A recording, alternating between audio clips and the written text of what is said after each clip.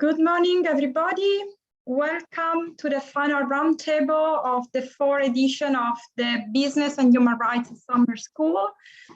We have the pleasure and the honor to host four very distinguished speakers.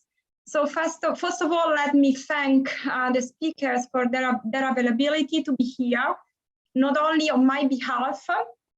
I am Angelica Bonfanti from the University of Milan, but also on behalf of the other three co-directors of the summer school, Marta Bordignon from Human Rights International Corner, Marco Fasciglione from the National Research Council Italy, and Chiara Macchi from the Wageningen University. So it is really a pleasure and an honor to have the chance to discuss with the four distinguished speakers I will in a short introduce about a very challenging topic in the business and human rights field. So we will focus on business and human rights in the next decade. So thanks very much to the speakers. Let me introduce them. Actually, they wouldn't need to be properly introduced as everybody working on dealing with the business and human rights field perfectly knows them. So just few words. We have the pleasure and the honor to have with us Michael Addo. Michael Addo is professor at the Notre Dame Law School that he joined in 2017 from the University of Exeter, England. At the Notre Dame University, he is the director of the Notre Dame London Law Program. He was appointed to the United Nations Working Group on Business and Human Rights between 2011 and 2018. And from 2015 to 2016, he served as the chairperson of the Coordination Committee of the United Nations Special Procedure Mandate Holders. So thank you, Michael, for being here. Then we have the pleasure and the honor to have Carmen Marquez Carrasco as a speaker. Carmen Marquez Carrasco is full professor of public international law and international relations at the University of Sevilla, where she teaches public international law, European Union law, and international human rights law and international organization. She is also the chairperson of the European Master's degree in Human Rights and Democratization at EUC Venice since 2007. So thanks, Carmen, for being here. And then we have Anita Ramazatri. It's a great honor and pleasure to have Professor Anita Ramazatri with us. She is Henry Jackson Professor of Law and the Director of the Sustainable International Development Graduate Program at the University of Washington School of Law. She is part of the United Nations Working Group on Business and Human Rights, having been appointed as a rapporteur by the United Nations Human Rights Council in 2016. She is also the co-president of the Global Business and Human Rights Scholars Association and the co-editor-in-chief of the Business and Human Rights Journal, published by Cambridge University Press. Among other things, she sits on the advisory board of the Institute of Human Rights and Business of Global Business. And in 2019, she served as a commissioner of the Liechtenstein Initiative Commission on Finance Against Slavery and Trafficking. So thanks, Anita, for joining us. And finally, our fourth speaker is Liz Smith. Thanks for being here. She is a senior research fellow in business and human rights at the British Institute of International and Comparative Law. Prior to joining the British Institute, Liz was a practicing advocate at the Cape Town Bar in South Africa, where she has also worked as law clerk at the Chief Justice at the South African Constitutional Court. She has worked for the Business and Human Rights Center and the UN Global Compact Office, And in 2020, she has published the study for the European Commission on regulatory options for mandatory human rights and environmental due diligence. So it is really a great opportunity to have the chance to discuss about business and human rights in the next decade with these four distinguished speakers that I and the other three co-directors desire to thank very much for being here. Let's come to the topic of the discussion today. So we have decided to focus the final roundtable of this fourth edition of the Business and Human Rights Summer School on business and human rights in the next decade. As everybody knows, the 16th June marked the 10th anniversary of the Human Rights Council endorsement of the United Nations Guiding Principles on Business and Human Rights. And the adoption of the UNGPs has transformed the landscape of business and human rights, has determined extraordinary evolutions in terms of legal developments and practical achievements. So I would say that there is no doubt that the guiding principles have succeeded in providing an authoritative and globally agreed upon standard for states and corporations, something that did not exist before their adoption in 2011. So the UNGPs have been decisive in shifting from the focus from corporate philanthropy, or I would say also corporate social responsibility, to accountability as an essential feature of responsible business conduct. And therefore, 10 years after their adoption, so these days, it's a good time to make the point on the achievements reached during these 10 years and the challenges still opened. So what can we expect from the next decade? What can we expect will be achieved during the next decade?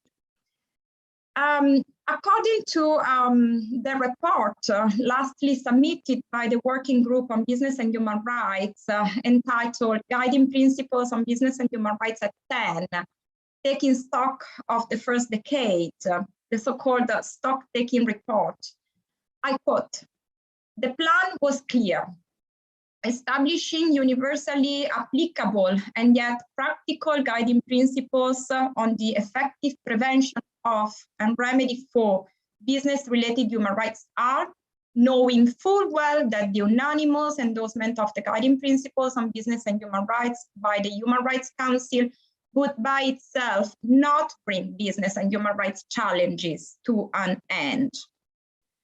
Thus, given this premise, I suggest, if the speakers agree, I propose to divide this session into 3 parts. I would like to start by asking the speakers to deal with the past, the present, and the future of business and human rights. So to make the point on business and human rights. Then in the second part, I instead would propose to bring the attention on some specific sectoral issues, I would say thematic areas that have been and will be crucial in the next decade in the development of the business and human rights framework. While in the third part, I would like to leave the floor to the participants of the summer school, as to allow them to interact with the speakers and intervene and discuss with them. Just a practical information. Professor Ramazatri will have to leave at 4 p.m. So to be honest, we thank her very much for having been able to find the time to participate, regardless of the UN sessions she's currently engaged in. So thank you very much for being here. We will continue the discussion. I will ask Professor Ramazatri to intervene, and then after her intervention, we will collect some questions that she might answer before leaving. And then we will continue the discussion with Michael Oddo, Carmen Marquez Carrasco, and Liz Smith until 5 p.m. And we will have the opportunity, for which we are very grateful, to look in details to the challenging topics we are dealing with. So if we can consider the structure that we will follow, I would like to start by addressing the first, let's say, topic. So the past, the present, and the future of business and human rights. And I would like to start by asking to Carmen Marquez Carrasco to address the positive achievements reached during the past decade.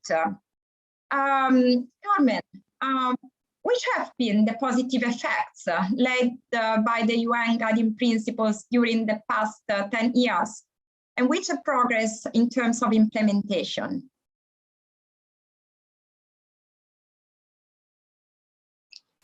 Thank you, Angelica, for having me on this session, and many thanks to all the co-directors of the summer school. I will try to answer this question by covering two aspects that show the positive achievements of the UNGPs during the past 10 years. First, I will focus on the implementation of the UNGPs through national action plans on business and human rights. Second, I will refer to the global alignment of processes and instruments around the UNGPs. As to the implementation of the UNGPs through national action plans, I wish to highlight that the recommendation to adopt national action plans on business and human rights was issued by the European Commission on its 2011 communication entitled A Renewed EU Strategy for Corporate Social Responsibility, and by the UN Working Group in 2012 and the Human Rights Council in 2014. These bodies, especially the Working Group, consider NAPs as a key tool for the effective implementation of the guiding principles. By today, by 2021, over 55 states have either committed to completing an NAP, are currently in the process of the assessment phase of completing national baseline assessments, or are in the process of drafting or releasing their NAPs. Worldwide, 25 states have enacted a NAP, 3 states have published a chapter on business and human rights in their national action plans, and 24 states are in the process of developing an action plan or committed to developing one. From a regional standpoint, if we look at the map, 19 European countries, including 16 EU member states, have published NAPs, while many more countries from the region have decided to launch the process. In the Americas, several states have already launched also action plans, such as Colombia, which was the first, the United States, Chile, and recently Peru. Furthermore, Argentina, Mexico are committed to develop NAPs, and some other countries, such as Guatemala and Honduras, have put in place some initiatives. This development is coupled with a growing mandate by the Inter-American Commission on Human Rights to continue to engage in NAP processes throughout the region. Commitment to NAPs is also burgeoning in parts of Africa, Asia, and the Pacific. Simultaneously, I wish to underline that civil society support for NAPs on business and human rights has also developed across the globe. and this is a paramount development. At the domestic level, civil society organizations are advocating not only for state commitment to the NAP process, but they are also engaging within NAP processes themselves, including pre-drafting studies, consultations, and post-publication and follow-up. For instance, the International Corporate Accountability Roundtable has increasingly engaged with local civil society actors at every stage of creation and advocacy of NAPs. Additionally, the interest of civil society in NAPs is accompanied by the increasing engagement with the European Union, the Inter-American, and the UN systems. I should say a word also about NAPs guidance. This guidance comprises several objective criteria in relation to both the process of drafting NAPs and their content that reflect international best practice.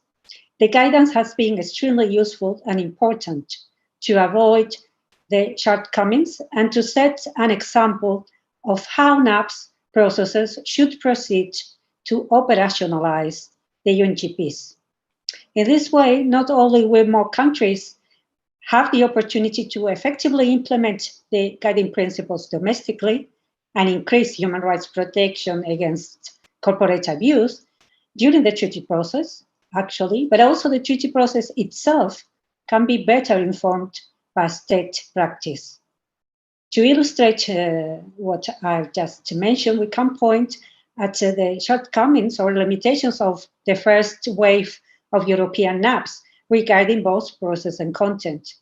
The Achilles heel of these NAPs consisted of inadequate transparency and consultation tools, the lack of substantive commitments of adequate specificity, and a too heavy focus on corporate expectations instead of state duties.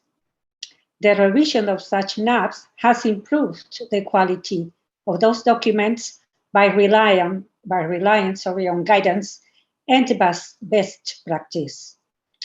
There are two key guidance documents I would like to mention. These are the Guidance on National Action Plans on Business and Human Rights by the UN Working Group, and the National Action Plans on Business and Human Rights, a toolkit for the development, implementation, and review of state commitments to business and human rights frameworks issued by the International Corporate Accountability Roundtable and the Danish Institute for Human Rights. Both documents play an essential role in setting expectations and aligning the NAP's agenda. In terms of practical application, I should say that the guidance in the NAP's toolkit has become common parlance to the business and human rights community. It has reached its third edition in 2017 and has been supplemented with the DCAF and the Danish Institute for Human Rights thematic guide on private security governance. Also, a guidance aimed at supporting the midterm review of NAPs has been published by the Human Rights International Corner. This guidance provides the essential continuity between different iterations of NAPs by building upon the lessons learned from state practice. Of course, NAPs have pros and cons. I don't want to elaborate further on this at this point, but I would like to rely on the overall positive contribution to the implementation of an international soft law instrument such as the UNGPs. NAPs have provided an entry point for states to develop a business and human rights agenda. They have promoted partnerships with the business community and stakeholder participation, and they have brought about transformation of business conduct. And from an international law perspective, they could be taken as state practice, contributing to the emergence of an international customary norm. In the end, one has to recognize that NAPs are an integral part of the broader business and human rights landscape. While there is still much to be learned from the NAP implementation process, there is strong evidence confirming the value of NAPs for the effective implementation of the guiding principles.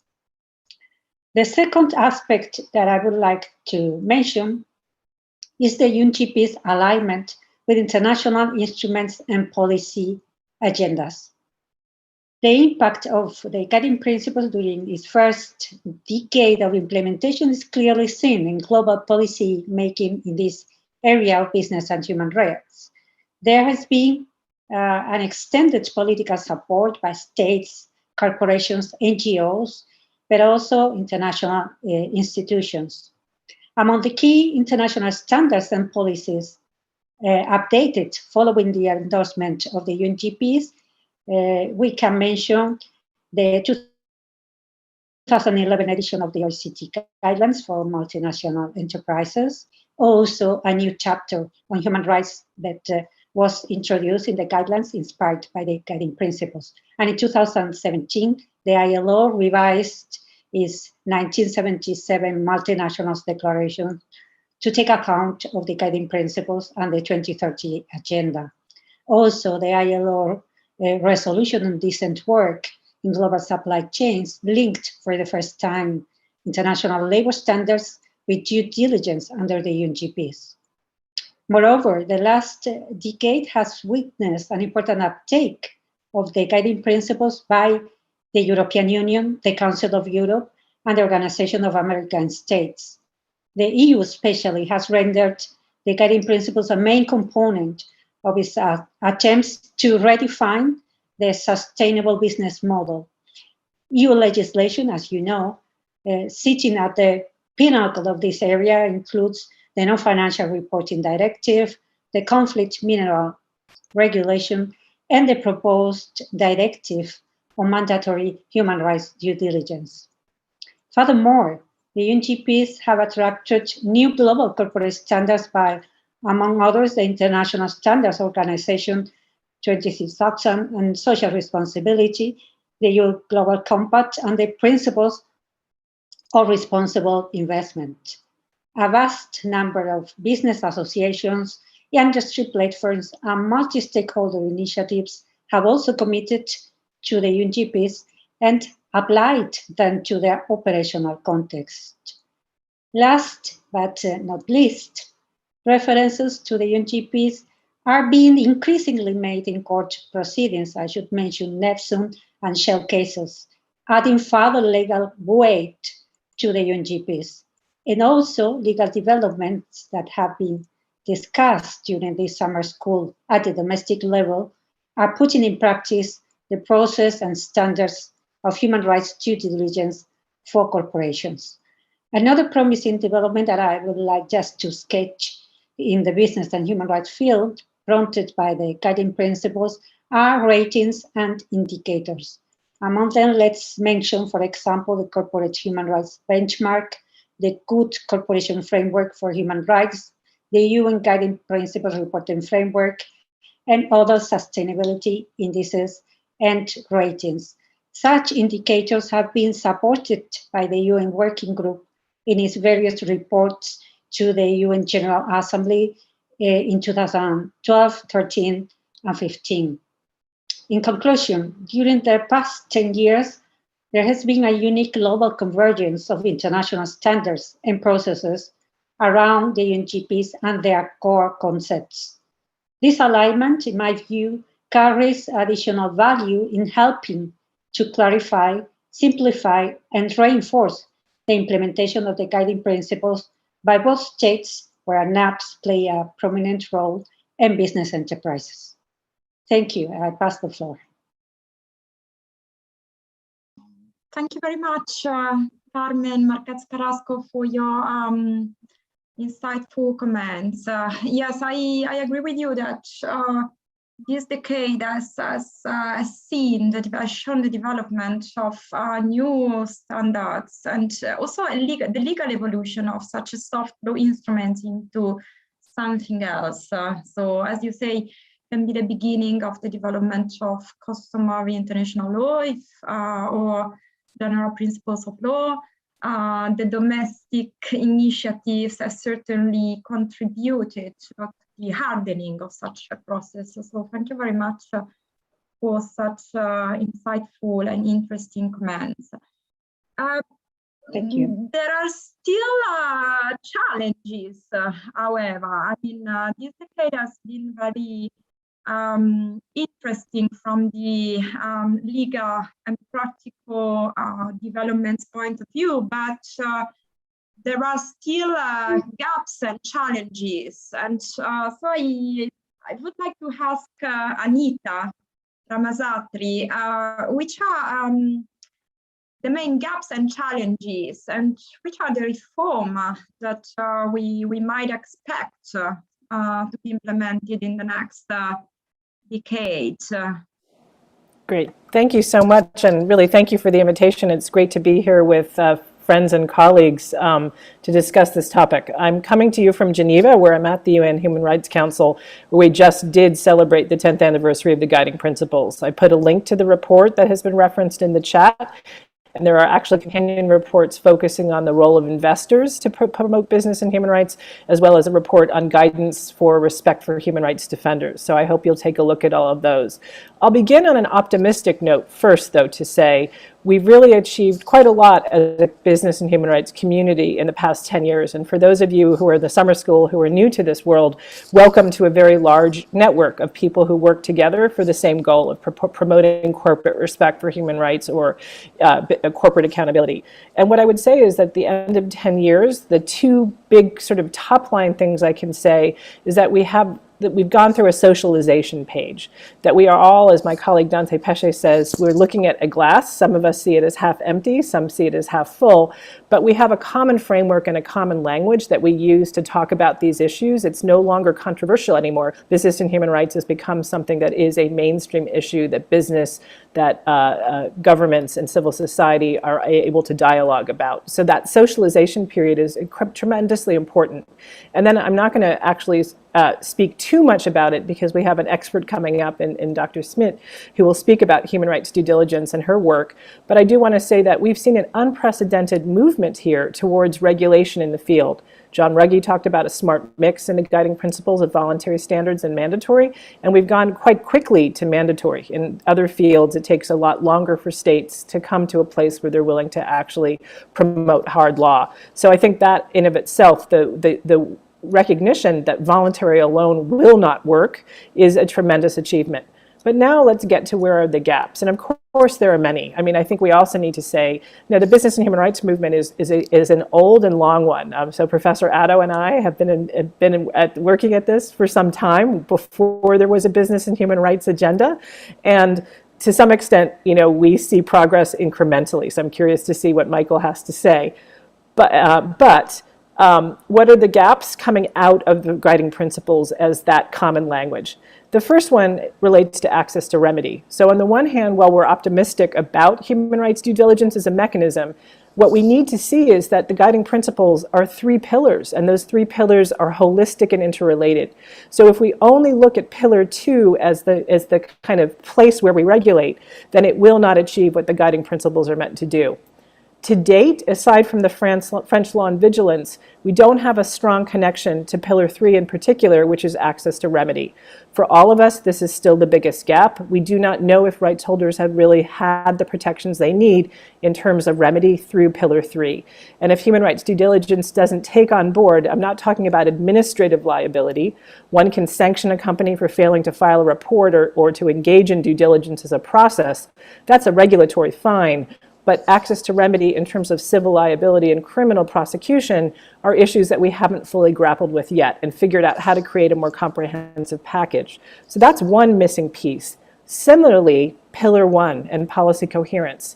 The working group has written and spoken about this very often, that guiding principles 4, 5, and 6 are the ways in which state duty to protect is comprehensive, that states need to embed requirements for companies in things like export credit, trade promotion, providing financial assistance, public procurement. There are so many tools that states can use and they haven't. So that Pillar 2 lens of mandatory human rights due diligence may fail to do what we want it to achieve unless we bring in Pillar 1 and Pillar 3. So to me, these are the big gaps, is connecting the dots through a regulatory framework. Now, the legally binding instrument does attempt to do more of that. So the question is, as we are negotiating the treaty, can one also look at these statutory frameworks and make them better and more comprehensive? So that's a key part.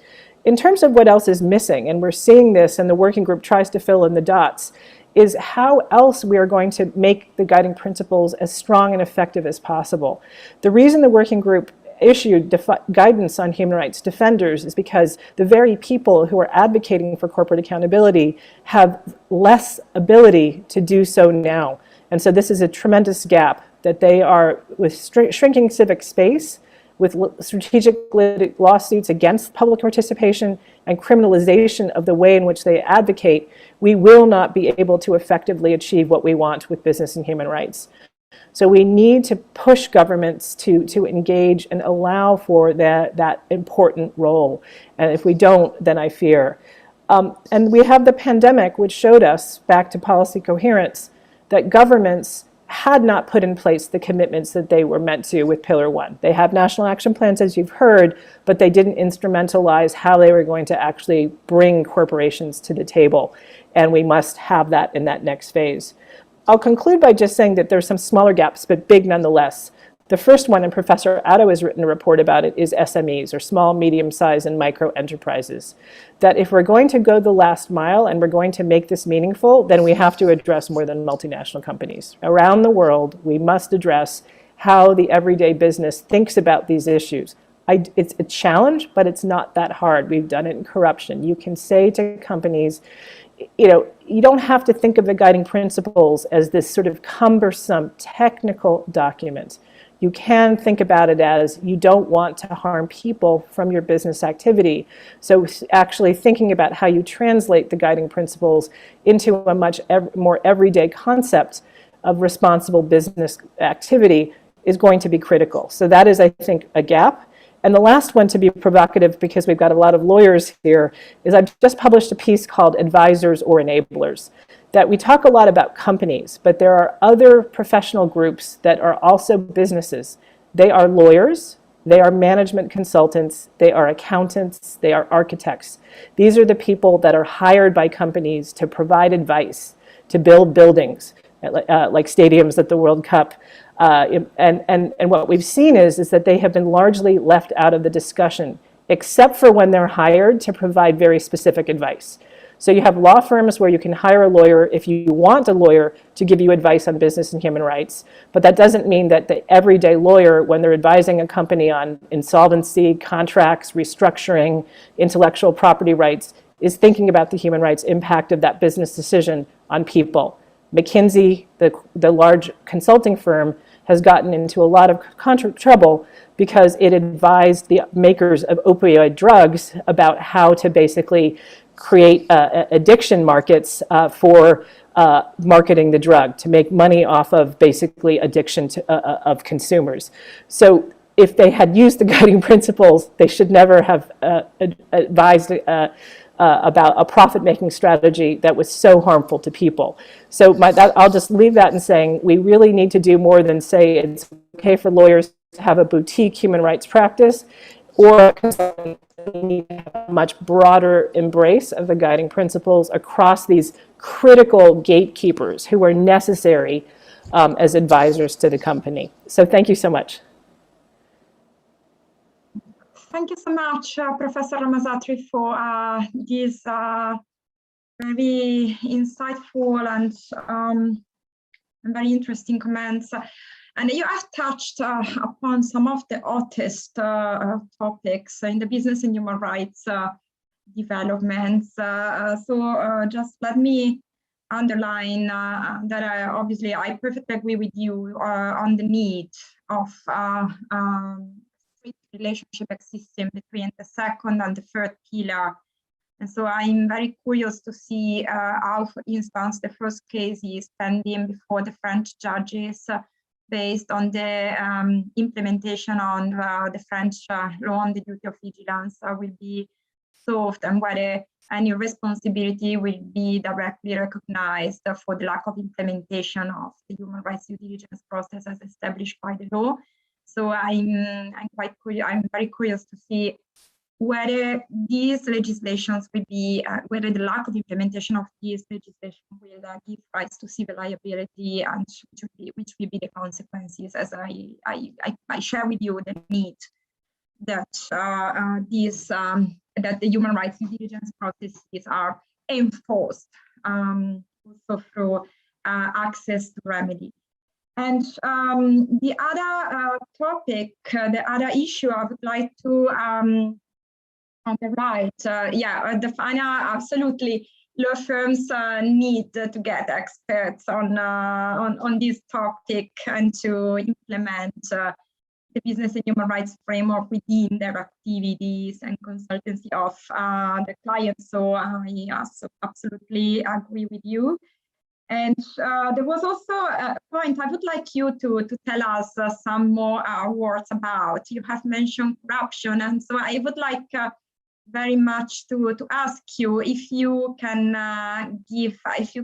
comment a little bit more on the connection existing between the business and human rights framework and fight corruption, and also on corporations in the political sphere. So whether you think, as I'm sure you think, these are challenges for the next decade, and how you think these topics will be addressed. Sure, I'll take the political one first because I think it's very interesting. And of course, if you've seen anything going on in the United States, after our very famous election, a lot of companies were asked to speak up about protection of voting rights, but also to stop giving money to politicians who had denied that the election and the peaceful transition of power should take place. So one of the things that we need to do for all of us in business and human rights is say, are the current models of both politics and also business, capitalism, compatible with the guiding principles or not? And that's one of the things the working group will look at in the next few months. We're going to be looking at something that civil society calls corporate capture. It is not consistent for a company to say that they support Pillar 2 and the guiding principles, but at the same time spend much of their time lobbying in national governments and at international levels for policies that are completely undercutting business and human rights. We've seen this in many different contexts. Companies will lobby for restrictions on unions, for example, and freedom of association. They'll lobby for environmental policies that are going to remove protections that protect health and the right to health, at the same time as saying that they're strong supporters of the UN guiding principles. So we're looking at the guiding principles to say when a company engages in political activity, when it spends money, when it lobbies, is it acting consistently with respect for human rights and rights holders?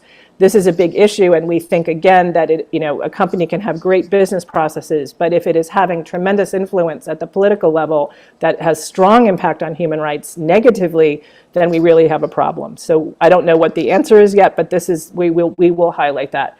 The second point is just corruption. Corruption is everywhere, and it is a strong and harmful issue when it comes to people. So the working group, throughout our country visits, we've always seen that very often where there's a human rights harm at let's say an extractive project where people have been displaced from their land, or there has been a bribe paid so that there's no environmental impact assessment, or if we talk about modern slavery, that very often with the human rights harm comes corruption. Responsible business conduct includes corruption as well as the guiding principles. If you look at the OECD guidelines on multinational enterprises, yet what we see is that companies treat these as very separate issues and don't actually think about them together. We are saying to governments and to businesses, think about this holistically. When you consult with stakeholders and they tell you that there's corruption in a place, then you should be aware that means that there's going to possibly be salient human rights impacts as well. So your corruption teams need to basically alert people who deal with human rights that the risk of human rights is going to be high when the risk of corruption is high, locally or in a national context, and this is very important. Similarly, we want to speak to entities like prosecutors and others and say, if a bribe has been paid, it is not a victimless crime in most situations. And the way in which you think about prosecution and investigation and treatment of companies needs to be more than just about administrative fines. We should not treat this in that abstract way, but understand that linkage. And there's more. We have a whole report on this, but we hope that people will start to think about these as really two sides of a coin of corporate misconduct very often. Thank you very much. Thanks.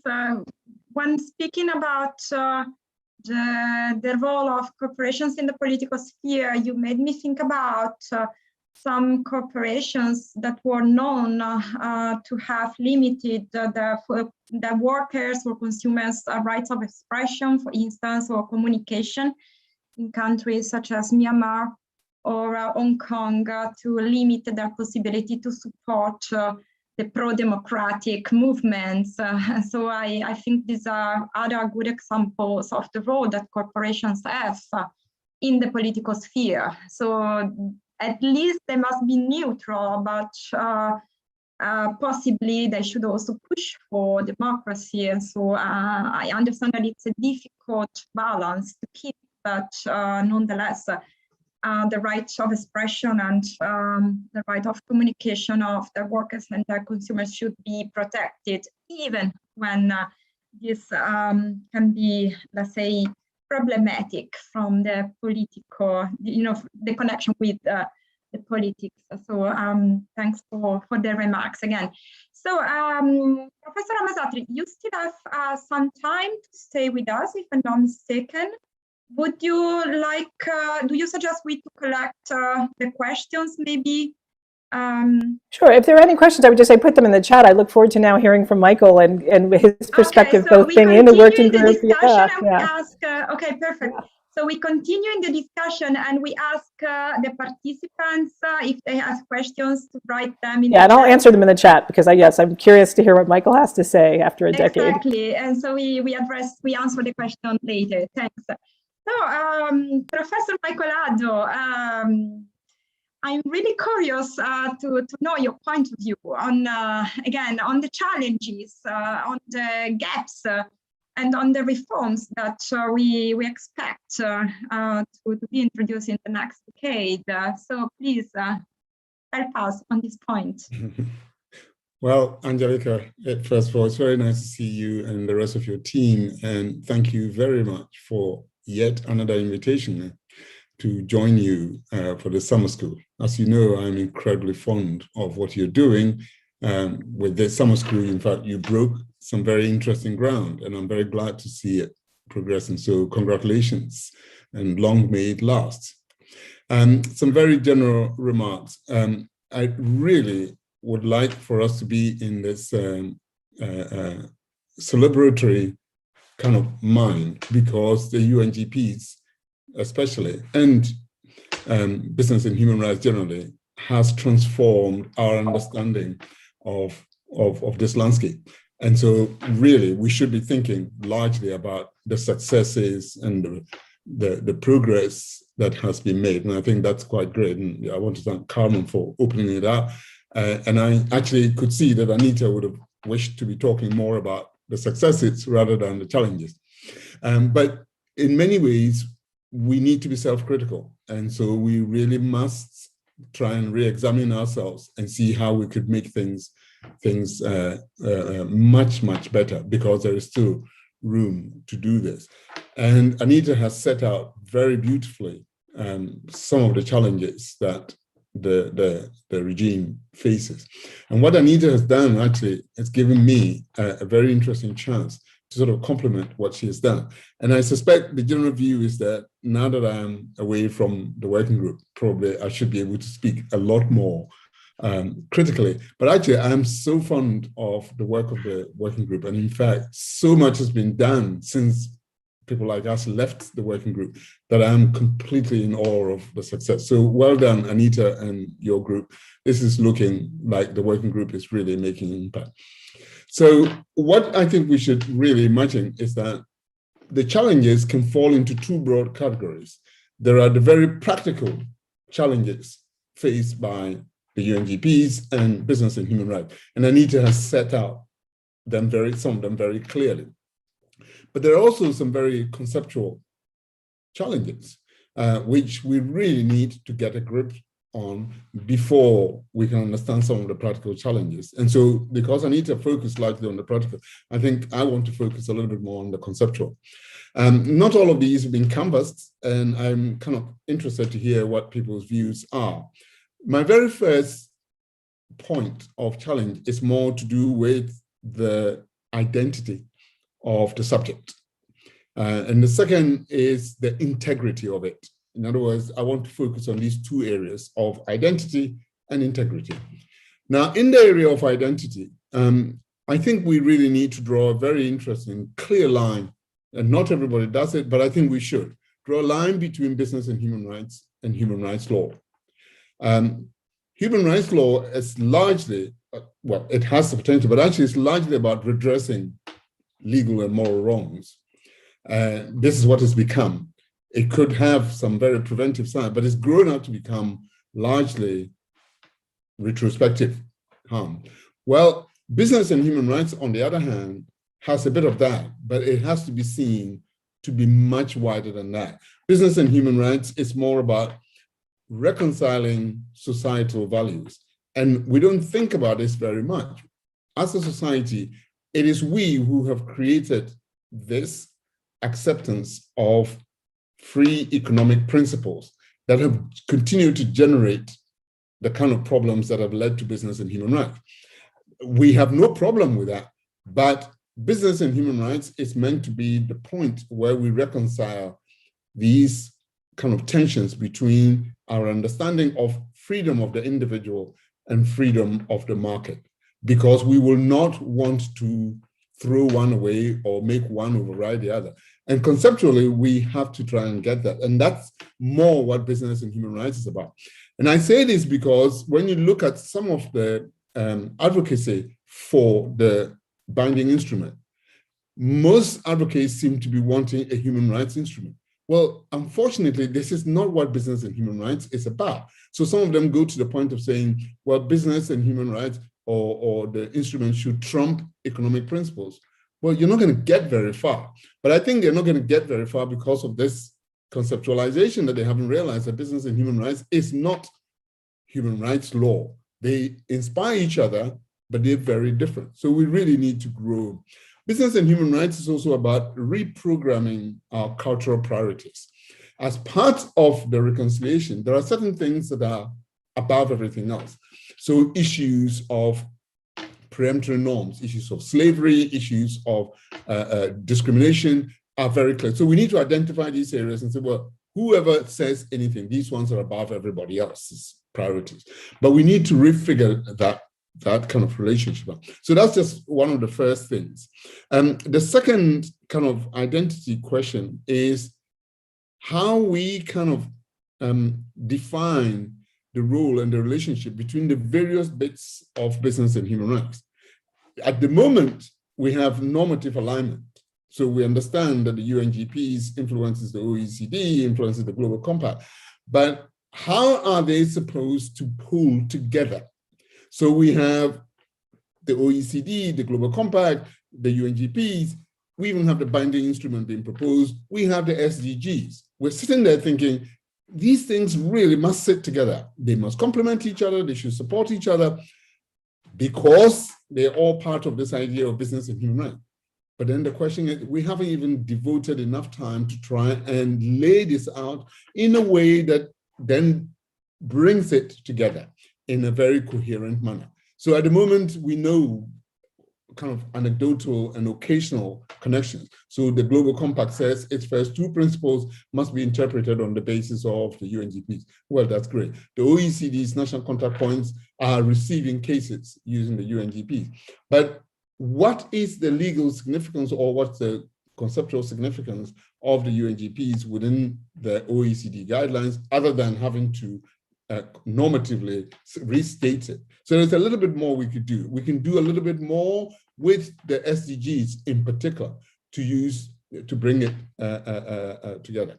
Now, while we're talking about that, you realize that then the problem becomes slightly larger, because we must now begin to reconcile not just internally, but we must reconcile externally. In other words, what's the relationship between business and human rights and its biggest kind of component, the economic sphere? At the moment, the economic sphere is still sitting there. Occasionally, somebody pushes in and sits up and says, yeah, we'll pay attention. But actually, this has to be brought together.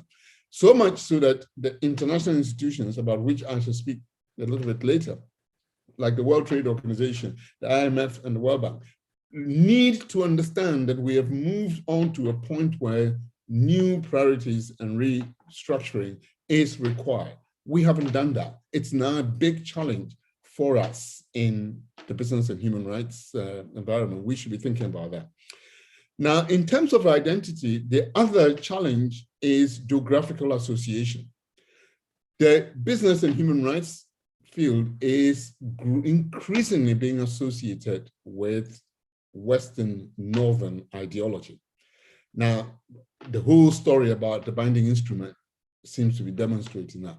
But you see, maybe it's not such an unreasonable kind of association, because the whole economic free enterprise principles are very Western and very Northern. And in fact, the whole idea of the injustices of the economic system are driven by privileges that are accruing to the global North. So the idea of now planting a reconciliation system on the back of an economic system that has not been reformed already raises suspicions. So we have this big challenge of thinking, should we have reformed the economic system first before we have business and human rights? Or will business and human rights be the vehicle by which we reform, the economic system? For the moment, until we do that, a lot of developing countries are thinking, oh no, this is just some modern form of colonial adventure. This is some form of getting companies to get money out of our country. And that kind of mindset is damaging the potential successes that business and human rights can transform. We really need to bring the global South on board and appreciate that kind of, so part of their identity should be removed. Now, there are one or two things about identity that I can say, but I'm going to leave that because it may just come in the question and answers. I want to move on to the question of integrity of business and human rights. Now, there is a certain kind of mindset that challenges the nature of business and human rights, particularly using the UNGPs as a platform. And then you can get the same thing with the Global Compact. You get the same thing with the OECD guidelines. These are inadequate soft law sources. Frankly, let's dismiss them. And I'm thinking, this is one way of undermining the system. We in the field have this challenge of trying to explain that actually these instruments are not simply transformative. They contain some of the most kind of legally compelling standards that there are. And we really have to be able to fight the corner about the integrity of business and human rights. It is not simply to be dismissed as soft law, and therefore it's not quite. And I'm actually looking to Anita, particularly as a member of the working group, and somebody on one occasion said, well, you were on the working group, you could have defended it. I think in my day, we had far more what I call baseline problems in trying to keep people on side rather than trying to upset them. Now Anita and co have a little bit more of the platform to speak a lot more openly. But this is one idea of having to confront this image of the integrity of the business and human rights and really confirming how useful they are. The other integrity point that I want to bring up is the expectation. We are, by nature, I mean business and human rights, and generally in human rights, we are optimists. And by nature, we think we want the whole world's problems to be resolved by business and human rights. Well, Anita mentioned the fact that progress has to be incremental. We need to grow in our minds that that is the way forward, that we will not be able to have a comprehensive, total transformation of the landscape. We need to grow into understanding that little benefits are as useful as anything else. And that will help to kind of uphold what the expectations are and therefore, the integrity of the process. Now, I want to leave it there for a moment because I think, when you begin to play with concepts, it could just lose people. So I'm going to leave it there. And thank you very much for the chance to share my thoughts. Michael Addo, I thank you very much for your thoughts, actually, and I agree. Anita Ramazatri has written in the chat that Professor Addo is really an intellectual pioneer in this field, both as an academic, as a member of the first generation of the UN Working Group. And I really have to thank you because I mean, you are so extraordinary in bridging the business and human rights field with the international legal theory, which is an approach that deserves the biggest attention. So thank you very much for doing in it, and I always learn very much. So when listening to your comments, actually, you made me thinking, and I don't know whether, I mean, I pose you as a question or as a comment. You made me thinking that maybe we risk being in front of a kind of fragmentation again of international law, both from the objective and the subjective point of view. So from the objective, as you said, the international policy coherence call for interaction between the business and human rights and the other legal regimes. We will talk about it later when we will focus on the sectors, the areas, let's say the thematic areas. And from the subjective point of view, because as you said, we need to include the other states that have not already been sufficiently included. So I don't know whether this brings, this is, I mean, it made me thinking about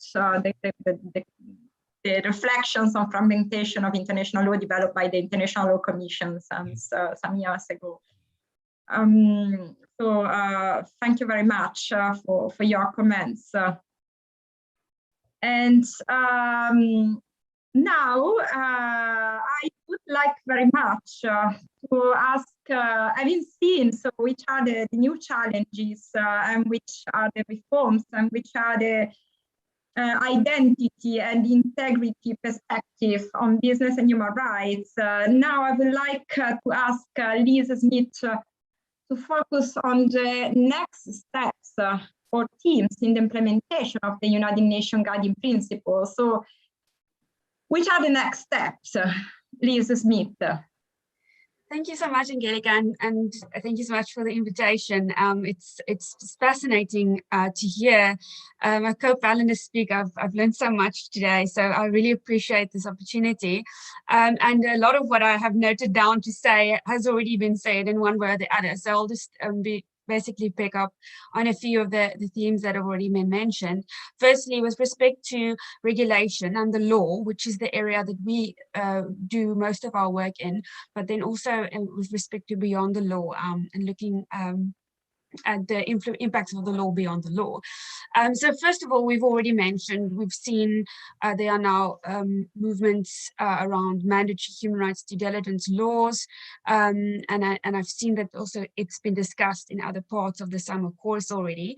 So this idea of having a duty of care or a duty to prevent, which is modeled on the UNGPs, and the main theme there really is just for us to think about as we move into the future, that these laws and any new laws that we devise should as closely as possible resemble the UNGPs.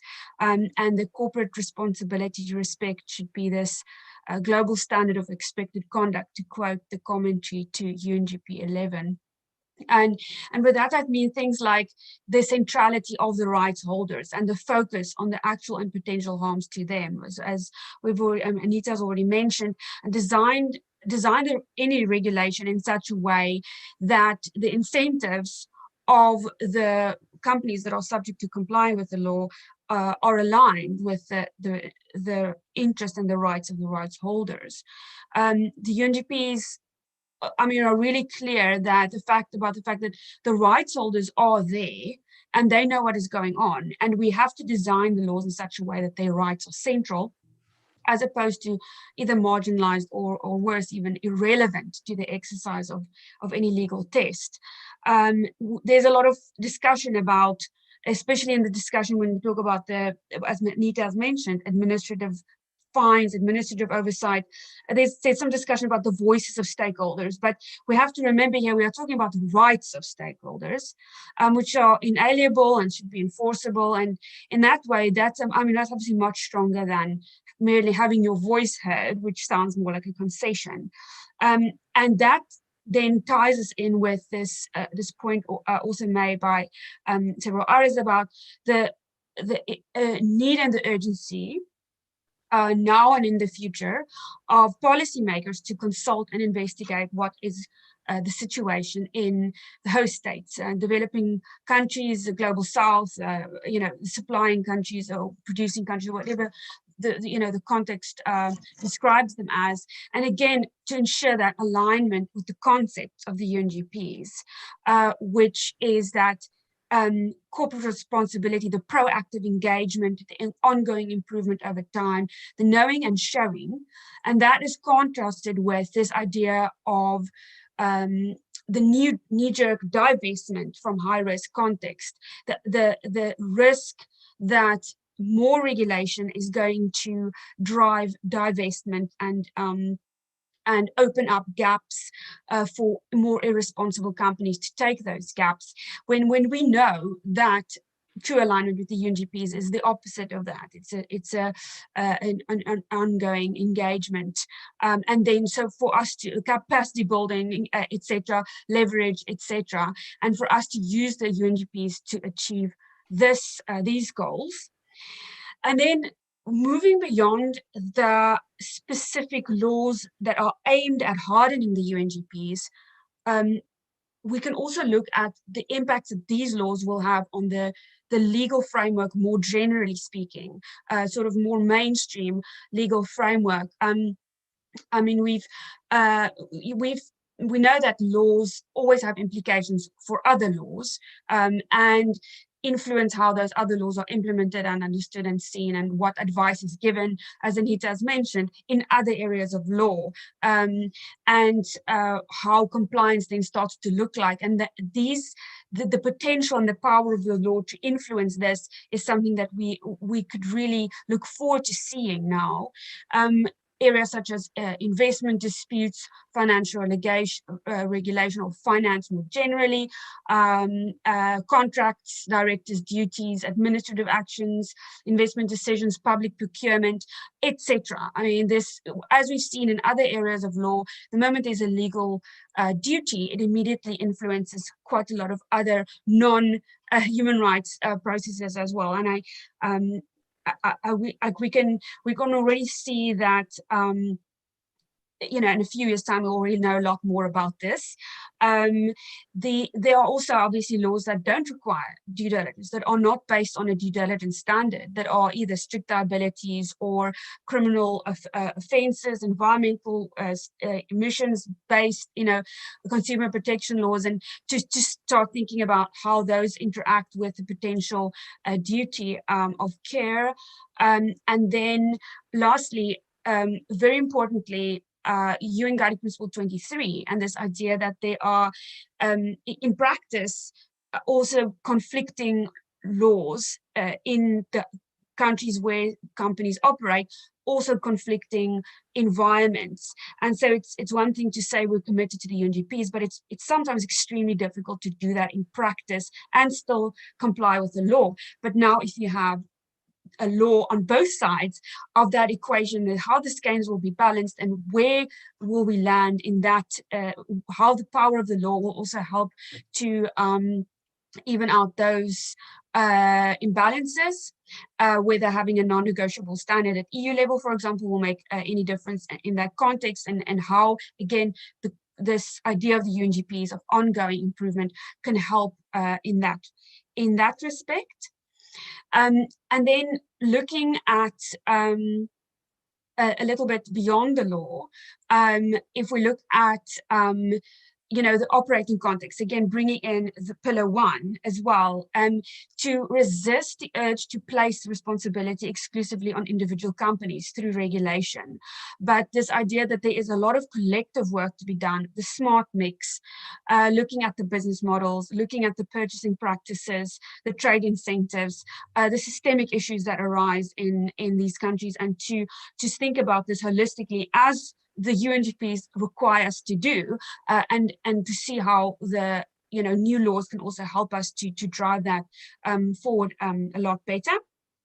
And then just in terms of themes that are currently emerging, I'm sure there's been some discussion of this as well during the summer school, the lens on the climate emergency and the just transition, how systemic inequalities act with the business responsibility on the UNGPs, gender inequality, systemic racism, poverty, global health concerns, and the intersection of all of these with human rights, and then in turn with corporate responsibility to respect. And we are seeing a lot more focus on these issues now. And again, I suspect that in a few years' time, we'll already know a lot more about this due to the current ongoing thoughts on this. The theme of data, but also technology. So what data do we need to really test the adequacy of human rights due diligence? If we don't just think of it as a binary yes or no, is there slavery or is there not slavery in your supply chain, but what is it that the company is doing about this, and how do we measure whether that is accurate or reasonable or adequate, etc.? What is that data, and where do we get that from, and how do we use that, and how can technology help or not help with that part of the test? Again, something that hopefully having a law will help us drive forward a lot faster than without the law. And then just lastly, and this has been mentioned before as well, the fact that the UNGPs have really achieved so much and have shown us that we actually do have similar goals on all sides of the sort of aisle, so to speak. One of the really interesting findings from our studies recently is this support by at least the multinational business community of regulation for cogent reasons, and namely this, having a coherent legal framework, the fact that the UNGPs are hardening in various different ways, there's level of the playing field, and so it really has shown us that we, now we see actors sitting around the same table that 5 or even 2 years ago wouldn't have done that. So this is really the power that we have seen, and the next step would really be to continue that mainstreaming of the UNGPs, which has also already been said, and for that we need to be inclusive and proactively inclusive beyond the so-called business and human rights community, because if this is going to be a mainstream concept, as we have in environment law and corruption, as Anissa has mentioned, in 10 years' time or 5 years' time, we will have to engage with stakeholders and actors in other disciplines and corporate functions and government bodies that are engaged or should be engaged with these questions, so that in time everybody can be familiar with the basic idea that business have responsibility for not harming people and the planet, and hopefully, again, the power of the law will help us with that. So it's a very exciting time to be reflecting on these questions. And I just wanted to thank you again for the opportunity. Thank you. Thank you. Thank you very much, Liz. Sorry, I don't see whether my microphone is switched on. Okay, yeah. So thank you very much, Liz Mead, for your remarks. And for stretching, which are still the tricky points, and also the areas of interactions with the other, let's say, non-business and human rights fields that need to be addressed and to be put in relationship with the framework we are focusing on. So thank you very much, because this leads us to the second part of the discussion directly, where we will focus on some thematic areas that need to be looked in detail. But before going to it, I see a question in the chat that maybe I would like to pose directly before losing it. So Daniel Schonfeder says, if you say UNGP's 10 plus, are you thinking about a new document or new principles added, like on climate or tax justice or even systematic inequalities, or just about a systematic reflection on what are the most important UNGP issues for the next decade? Yeah, So that's a great question to end on. And what I'll say there, and interestingly, the the OECD guidelines for multinational enterprises has just begun their own process of potential revision, where there is a mechanism for actually updating them and adding text. So in that context, they may deal with climate, for example. But we cannot unilaterally expand the guiding principles. They are created by states and the Human Rights Council, and there is no appetite in today's political world, I think, to even do that. In the sense that John Ruggie says if we had the guiding principles before the council today, they would not have been approved, given just the state of politics. So what the working group can do is we can take the guiding principles and through our work explain how they apply to these very important issues. So my colleague Surya Deva is now preparing a note on the climate issue, so how the guiding principles relate to climate change. And tax justice, again, is another issue we'll tackle in the roadmap and say, yes, it's consistent for companies to think about their tax practices in line with human rights. So I would say it's not as satisfying as updating a document, but that's the way and the tools we have to deal with that. So that's a great question. Thank you very much. And thank you so much. To go back to the Human Rights Council. Thank you very much for being here again. Well, no, it's great to see. I was going to say the next generation of leaders, you're going to be the ones that take this forward and make progress. So thanks so much. Thanks, Professor Ramazatri. Thanks again. And instead, we continue in discussing about business and human rights in the next decade. So after having assessed the developments in the past decade, the present and the future challenges, I would like now to bring you to a more detailed analysis of some of the most challenging thematic areas. So we have already mentioned several times that the business and human rights framework needs to interact with other regimes, let's say. There are also problems that are still on the table.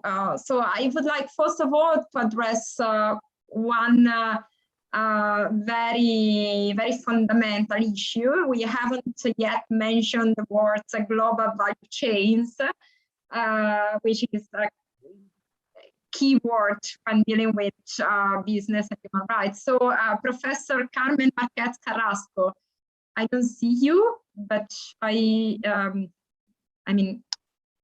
Hello. Yeah, you are, okay. Okay. Yes, I don't see you. I don't know whether your camera is on. I'm trying. Okay. Now I see you.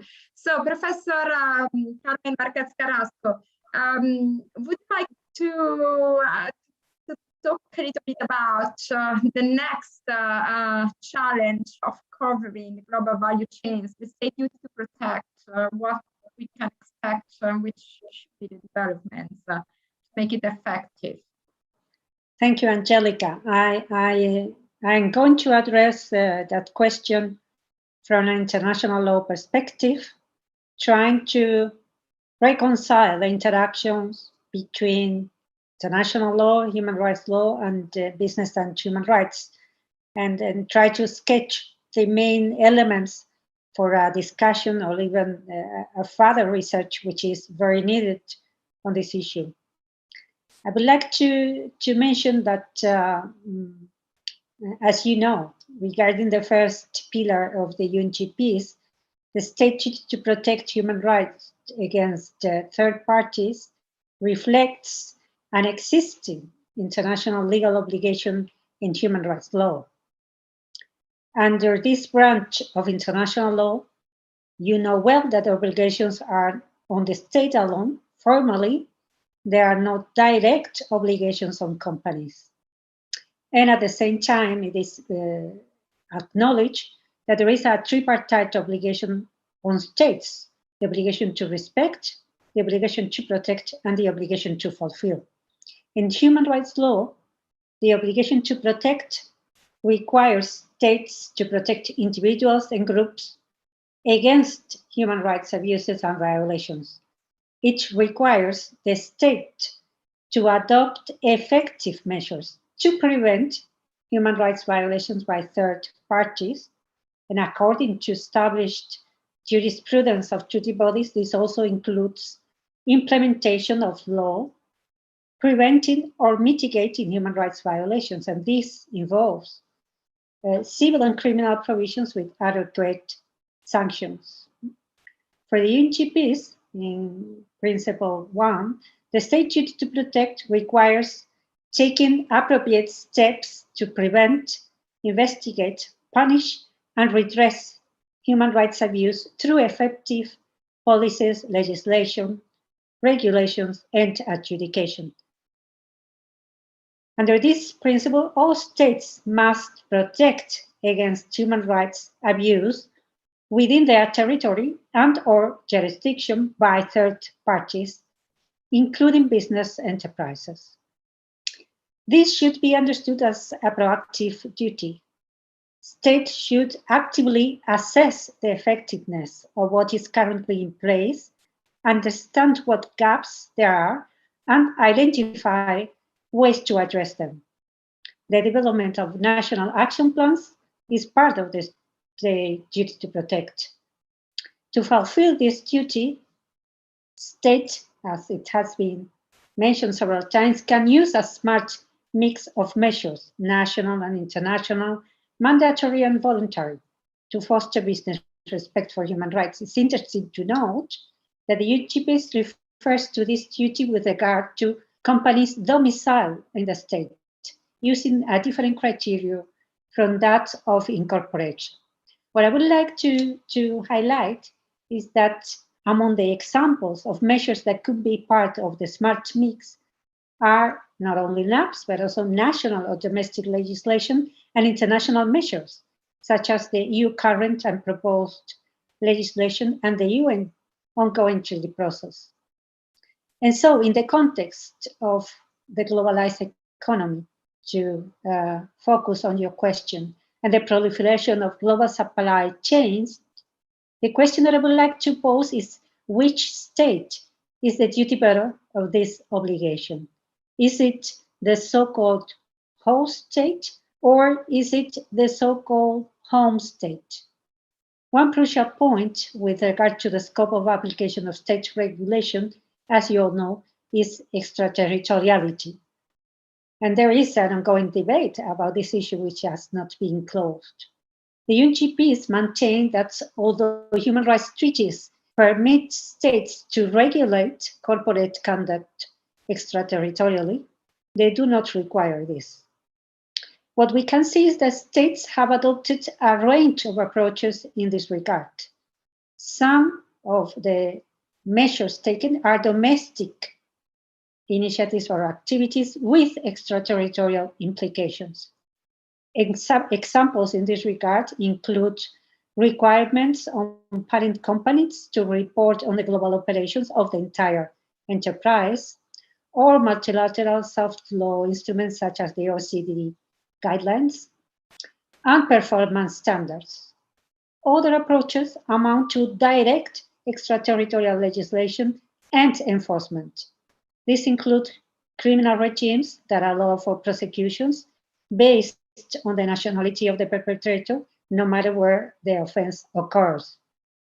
Various factors may contribute to the perceived and actual reasonableness of states' actions. For example, when they are grounded in a multilateral agreement. As such, the commentary to Guiding Principle 2 draws a distinction between these two types of extraterritoriality. The position taken in the UNGPs has been criticized for insufficiently reflecting the duty of a home state to address national corporation to protect against abuses occurring on the territory of a host state. To influence the behavior of private actors abroad without the direct use of extraterritorial jurisdiction, states can require parent companies to report or exercise human rights due diligence on the global operations of the entire enterprise. In this context, a number of states have embraced the use of hard law to govern corporate behavior and to hold corporations accountable for their global supply operations, including subsidiaries and supply chains. Human rights law still does not recognize the state duty to protect against human rights violations through transnational business activity, including global supply chains. Nevertheless, recent developments in state practice on business and human rights that you have been listening to during the summer school provide examples about how states can discharge such obligation. In this regard, three broad trends are emerging. The first approach relies on civil liability in the state where the parent company or global ordering company is domiciled. The second approach focuses on transparency and disclosure obligations, requiring business to report whether and if so they have encountered and addressed human rights violations and adverse impacts in their business relations. Finally, the third approach involves domestic regulations, which specially establish rules on how companies should conduct human rights due diligence and live up to their human rights responsibilities. In conclusion, from this international law perspective, these trends can be seen as possible articulations of a state duty to protect in the context of transnational business activity, including global supply chains. Remains to be seen, though, to be further research in practice, whether the respective states have acted assuming that they are fulfilling a human rights obligation. Further research will be needed to show whether, and if so, how human rights considerations influence these and similar state approaches to the regulations of transnational business, including global supply chains. Other challenges in relation to global supply chains concern the protection of specific rights of workers, of women, and of communities involved in the production of goods and services. And I thank you for the attention and pass the floor. Thank you, Carmen. Thank you very much. And thank you also for touching upon one of the most tricky issues in the business and human rights framework, the issue of extraterritoriality, where we have a very classical approach of international law, and then for luckily also evolutions that are testified by the enactment of extraterritorial of legislations with extraterritorial coverage. So thank you very much for reminding that international law also is evolving through these new approaches. Now, there is a specific area where extraterritoriality and also human rights diligence actually may prove to be very crucial. So I'm referring to climate change. We have mentioned climate change several times. Liz, would you like to touch a little bit on climate change and maybe also on human rights diligence? So do you think the two can be connected? Thank you so much, Angelica. Yes, again, such a huge topic, the question around climate change. Just maybe a few words on that, and then also move on to the human rights intelligence aspect of it. Mainly, I mean, it's now obviously in terms of the development of ongoing human rights due diligence laws, there's an acknowledgement that climate change is a human rights issue, and therefore it will fall either expressly or implicitly in the within the ambit of these laws, especially within the EU context. We've seen that, and we've also seen in the French duty of vigilance law some litigation there based on climate change harms and allegations. And so really the question is, going forward, how can companies comply with their human rights due diligence with respect to their climate change impacts? What is the scope of the duty with respect to the climate change impacts? We've seen some of that now coming out in the Mueller Defensie case against Shell, but there's a lot of still work to be done. There's some interesting work in the OECD national contact points on that being done. So these are really the sort of practical questions. And interestingly, again, in terms of the movement that we've seen, at least in the past 2-3 years, even this kind of real central acknowledgement that climate change falls squarely within this area, even though it's not expressly mentioned in the UNGPs. And then again, as I've mentioned, there are some that are questioning whether the model, the due diligence model, is actually the appropriate model, because if you have, a climate change impact, is it enough to say that you've done due diligence if you haven't actually met your targets? And so we're seeing some thoughts about particular legislation coming out that are not necessarily human rights due diligence focused, but target-based technical requirements. And the questions will be, how will those interrelate with the with the human rights due diligence laws? So more questions than answers from my side at this stage. I'm sure there are others who are better equipped to answer these questions more on a technical basis. But these are some of the questions that we've started to think about within the context of human rights due diligence. And if I may just use the opportunity to say a few words on that as well, just leading off from that very briefly, because I know this is a topic that's been discussed very frequently as well. The main point that I think is important for us to keep in mind going forward is, again, this idea of bringing it back to the concept as defined in the UNGPs. And there are these two central components. First of all, it's the process to identify, prevent, mitigate, and account for human rights impacts, but then also the focus on the actual or potential adverse human rights impacts. It's a process that is focused on identifying and assessing adverse or actual potential impacts.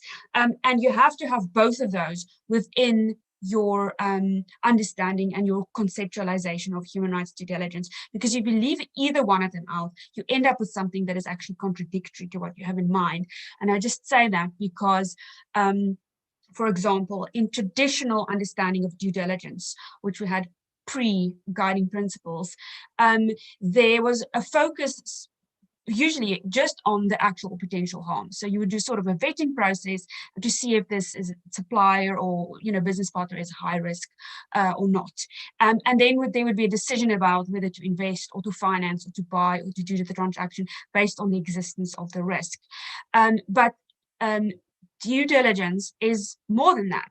The identification of the risk and the assessment of the risk is only the first part, because then you want to think about what do you do about it? What actions can the company take to address it? How can it exercise leverage? How can it improve over time? How can it track the effectiveness of its responses? And that is the due diligence. And that part of the due diligence goes beyond the traceability.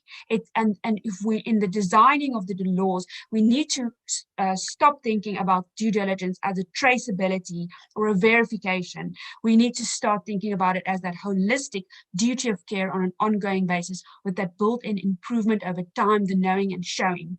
If you leave that out, then if you have a law that leaves that part out, then you effectively don't recognize the process that the company does, and thereby you incentivize or even require in the law the company to disassociate with high risk situations rather than the opposite of that, which is improving it. Obviously, you're going to have situations where it's not possible to improve, but that's also part of the decision making. That's also part of the human rights intelligence test that will then have to be shown.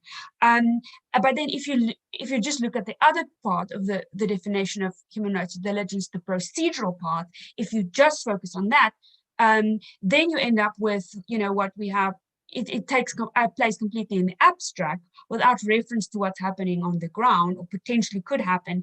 And then you end up with that tick box process or the clipboard process, which no one wants and which the UNGPs expressly rule out as well. And so it sounds obvious if you're looking at the UNGPs, but the moment you start talking to stakeholders and people who are less familiar with the UNGPs, these are the ways that people understand due diligence, and it's a constant process to try and clarify that and to try and bring it back within the ambit of the UNGPs, deliberately so, in order to have those laws. And then just tying in with that, what we've seen about access to remedy, a lot of discussion about that. The UNGPs specifically talk about substantive and procedural barriers to access to remedy, and I think we can agree that all of those barriers that are mentioned in the UNGPs are still relevant today. There has been despairingly little progress on access to remedy, and a lot of that is because of the procedural hurdles. So jurisdiction, standing, costs, rules of evidence, the statute of limitations, the fact that we have this sort of transnational component to a lot of these claims, and then so for going into the future, the new laws will presumably deal with some of the substantive gaps, but we will need to think very carefully about the procedural barriers and how the new laws can rectify those, and whether we need additional ways to focus on overcoming the procedural barriers, bearing in mind that a lot of the procedural rules are specific to each individual country, so that it might not be as easy to rectify that in a substantive law as the substantive aspect would be. Thank you so much. Thank you very much, Liz.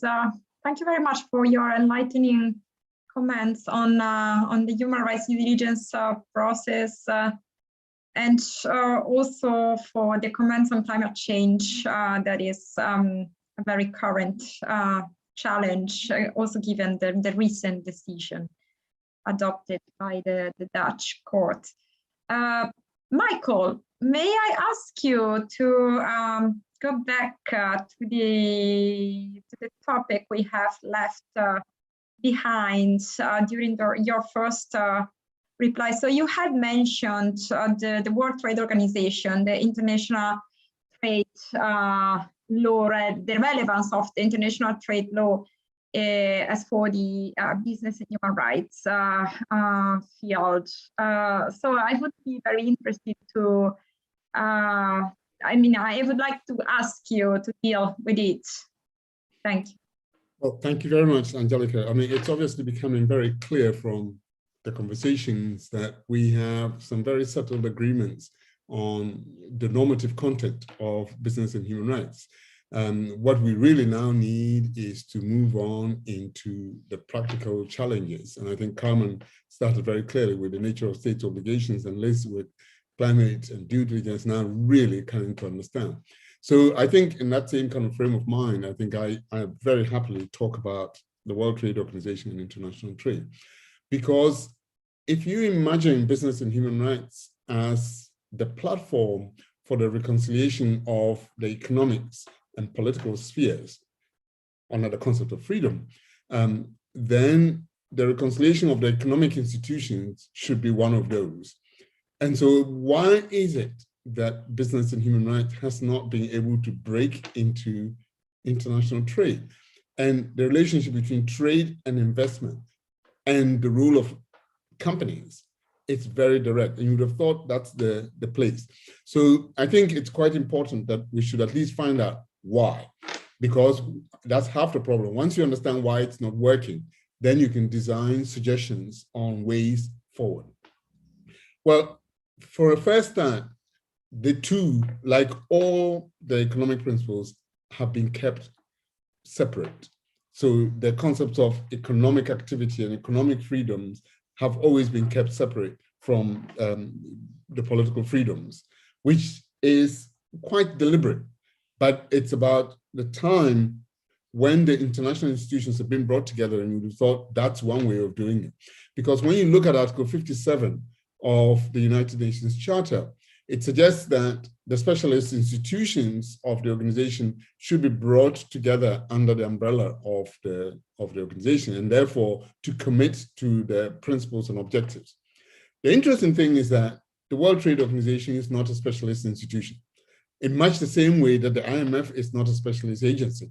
So for some very bizarre reason, the ones that are that critical don't even feature. They are not United Nations institutions. They are outside the United Nations. So as a starting point, you cannot even apply United Nations principles like human rights to these organizations, and they're very comfortable with that. But that's something that's causing the basis of the problem. The second part of why the trade issue is so difficult is the manner in which the norms are set out. In trade law or the WTO law, the standards are set out pretty much categorically that you must offer most favored nation treatment to everyone. You must offer national treatment to everyone. So you cannot discriminate between goods of like character. Now, even if the goods of like character are produced by slave labor in some country, you are not allowed to discriminate. If you're going to discriminate, then discriminate against that product everywhere else. And they are that categorical. Now, against that categorical statement of the norms in trade law, you look at the statement of norms in human rights law, and you find they're all very contingent. They're contingent on what we know as permissible limitations. Very few are considered sufficiently absolute. The majority of human rights standards are contingent.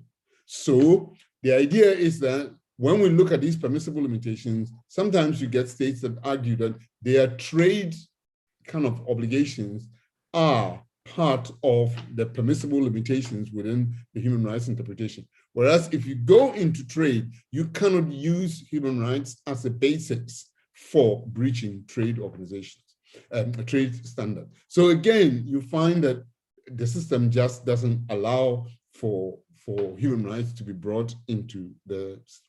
There are some very limited exceptions across the WTO standards. The best example is Article 20 of the General Agreement on Tariffs and Trade, which allows for, to consider breaking the rules on some kind of standards, including moral grounds.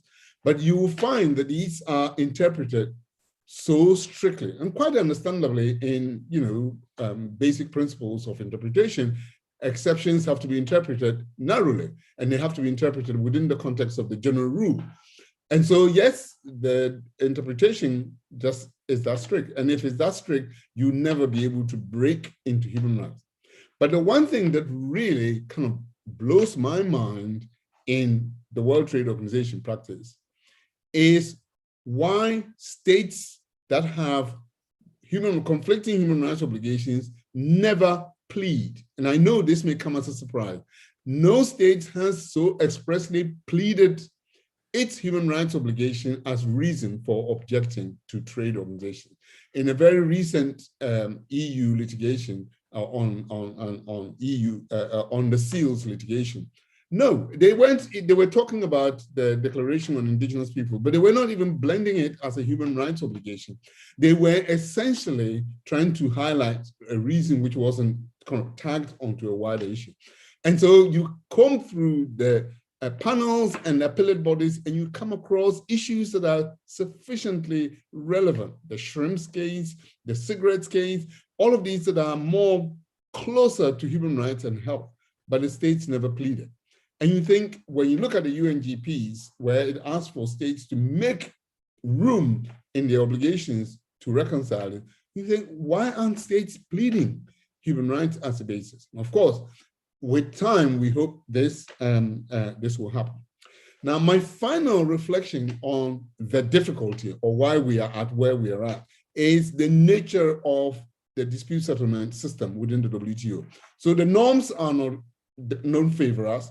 The practice doesn't favor us. The interpretation doesn't favor us either, because the WTO system is very clear that the panels and the appellate body can only have a mandate to interpret the covered agreements. They do not have a mandate to interpret external treaties. So if you're citing the Covenant on Civil and Political Rights, they'll tell you, okay, we note that for fact, but we have no mandate to interpret or at least understand what it's supposed to cover. So immediately they have sidelined the human rights and they have prioritized the economic system. Then there is the whole question about how they interpret WTO standard. They interpret it in such a way as to prioritize trade standards. So instances where you see very obvious breaches of human rights standards. And they'll think, well, but this is perfectly within, if it's being the correct interpretation of the trade practice, well, then we won't take on board. You only have that exception if the interpretation is wrong in trade law. So we have this, this difficulty where the structure, the practice, and the interpretation is completely anti-human rights. So then that raises the question, what can be done? Well, we have the perfect platform, and the perfect platform is the Business and Human Rights Platform. We need to be able to explain that this is the mechanism by which trade is brought into human rights, or by which trade is made to recognize human rights.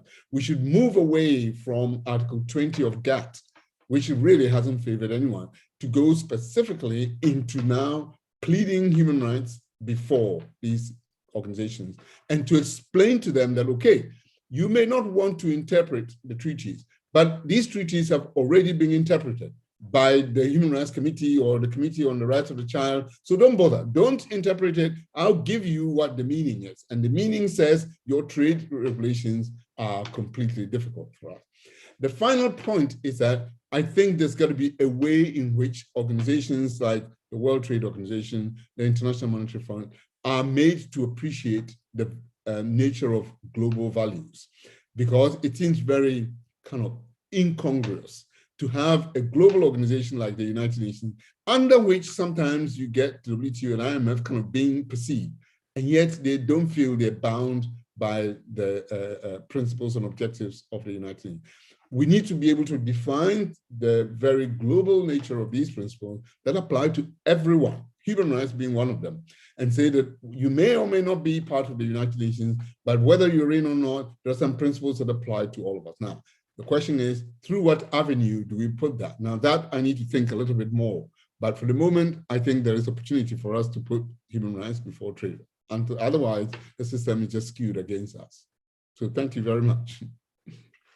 Thank you very much, Michael. I appreciate very much your reference to the long discussion about the interpretation of Article 20, the interpretation of the trade of the GATT in light of human rights and the discussion about systemic integration of WTO law with human rights with such a complex issue of the notion, the interpretation of the relevant of the rules of international law relevant and applicable between the parties that several times have been faced by the WTO dispute settlement mechanisms with not necessarily satisfactory outcomes as far as the topic we are discussing today is concerned. And this, in fact, leads me to think that whenever the treaty will be adopted, there will be also maybe a problem of coordination, of interaction, of coordination between the obligations arising from the treaty and the WTO obligations. So it could be, again, a problem of interaction between different norms, and whether it will be interesting to see whether the notion of like products will be stretched up to accommodate the human rights obligations arising from the binding treaty, as they call it, on business and human rights. So thank you very much for posing the problem. Thank you very much. Now, there is a question that I would like to refer, but I wonder whether the participant, Daniel Schaffender, who has posed it, wants to take the floor and pose it directly. Daniel, would you like it? Yes, if you want to. Thank you. For sure. Thanks for the wonderful explanations by all the panelists. I have many questions, but one that is like most burning is I'm thinking about. We heard something very interesting on Monday. We heard that Japan, it concerns the UN binding treaty process. We heard on Monday that Japan and the US are actually, I think, if I understood correctly, with support of someone from the Danish Institute of Human Rights, proposing a different framework for the UN binding treaty. And while I don't really thought that this was maybe necessary because the existing proposal might not be too bad, but I had some, when I heard this, I was kind of happy because I always thought that the US would be blocking everything. And this seems to be a new development if it's really happening. But the question is, do you think the US and China, also China, will make it possible for the treaty to really be effective? Well, the first thing, to be adopted, and the second thing, will they even be constructively involved in converting it into reality, so to say? Thank you. Liz, Carmen, Michael, who wants to start? Liz, would you like to start? You're on mute. I was wondering if Michael could take this one. I share the question. I don't really have an answer. I'm sorry. For sure. I'm very happy to have a stab at it.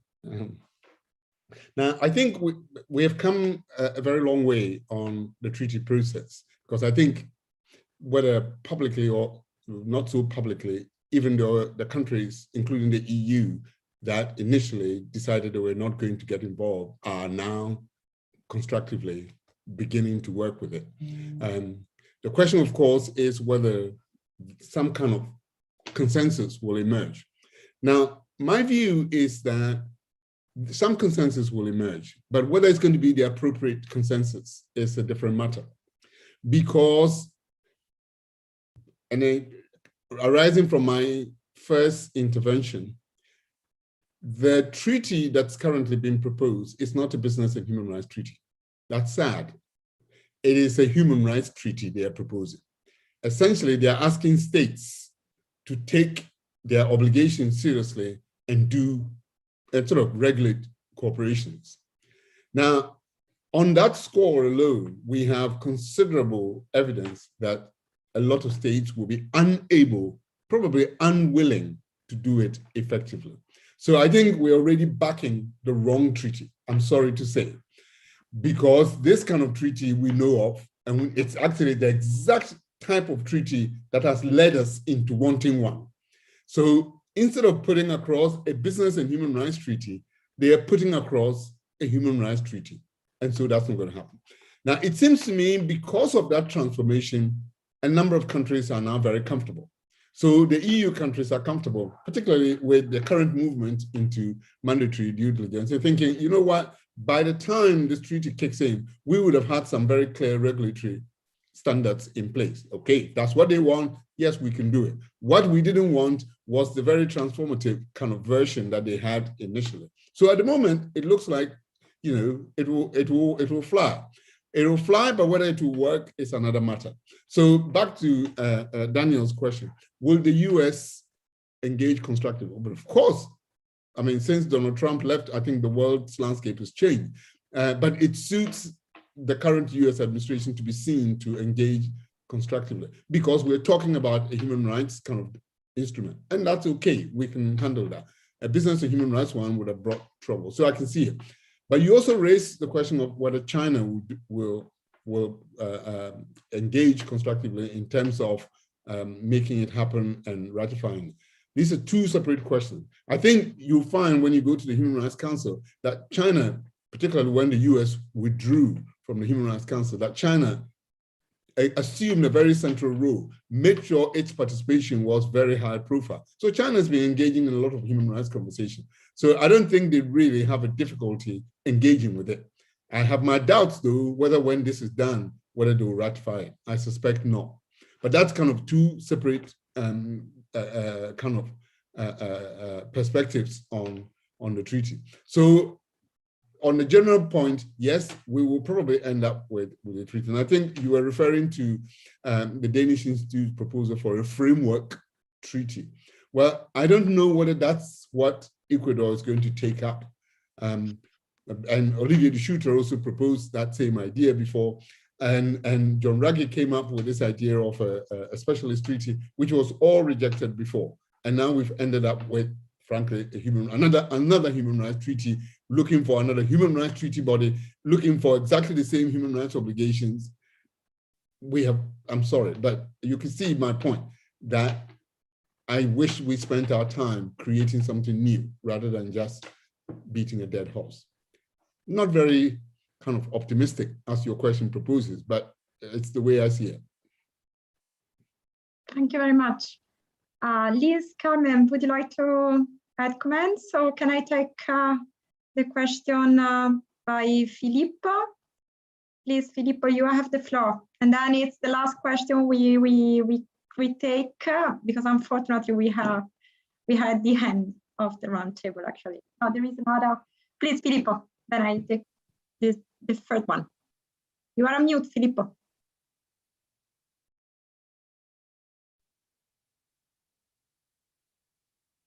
No.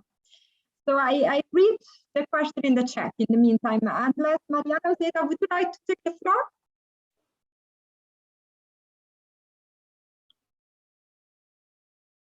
Mariana? I read it.